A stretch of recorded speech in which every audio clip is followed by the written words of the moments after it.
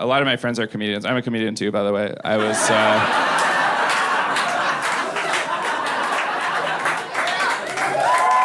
Thank you. Thanks. But I was talking to one of my friends recently. He told me he resents other comedians if they're doing too well. I'm like, do you ever resent me? He's like, no, you're fine. And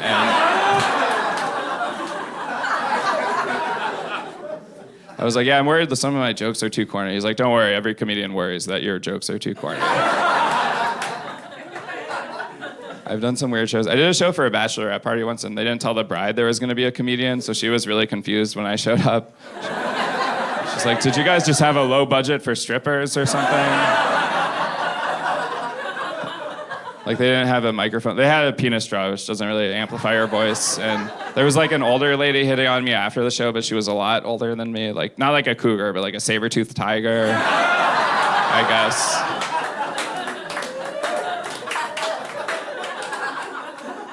I did some shows recently in Newark, New Jersey, and there was kind of a low turnout there, which hurts more there because I know there's nothing else to do. They're like, you want to go to this comedy show? No, there's a trash can fire. I want to see how that turns out. I am always afraid I'm going to offend someone from there. I guess I just have to not go back there, which is what I was hoping to do. Either way, but I had some really tough shows there, and like I was doing self-deprecating jokes. I was like, yeah, I suck, and they were like, yes, we agree with that. Or like one lady was laughing a lot, but not at my punchlines, just at me as a person, I guess. One time I did this show, it was like an outdoor concert, and then I came out and started doing stand-up, and I think the crowd was expecting music, so they weren't happy about it. Someone threw an apple onto the stage, and I don't think it was like to help me out nutritionally. I think they were just encouraging me to leave.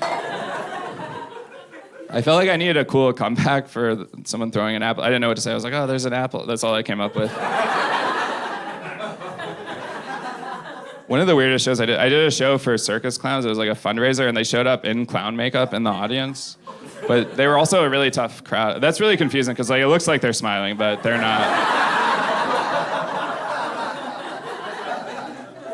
At one point, one of the clowns stood up to leave. I just ended the show so I could say I got a partial standing ovation.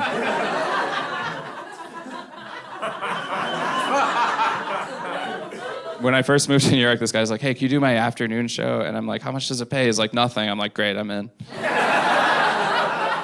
I showed up, it was like in a library in New York, and there were two people in the audience, which I'm kind of exaggerating because one of them had to leave to use the computer.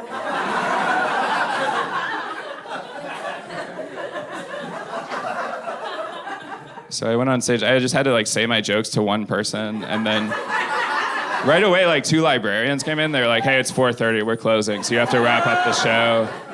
I was like, did I just get heckled by more people than there are in the audience? Can I at least check out a book on overcoming depression or something? And then the guy in the crowd was nice. He wasn't really in the crowd, he was the crowd, I guess, but he wanted to be nice, but he didn't know what to say. He's like, hey man, keep hope alive. And that's not really what you want to hear after doing comedy. Like, you're hoping someone will be like, that was hilarious. Not like, oh, there's a sense of hopelessness. The host of that show was really nice afterwards. He's like, I like your voice. I'm like, oh, like my comedic voice? Is like, actually your volume level. It's really good for a library. So. But I realized recently, I have the kind of voice that whatever time I answer the phone, the person immediately apologizes for waking me up. I have to be like, I actually wasn't asleep. I'm in the middle of a workout right now, so this is probably me at my most alert, I think. My first paid gig, I was supposed to like go out and warm up the crowd. I'm not really good at warming up a crowd. Usually they bring me in if the crowd's too good and they want to like cool things off a little bit.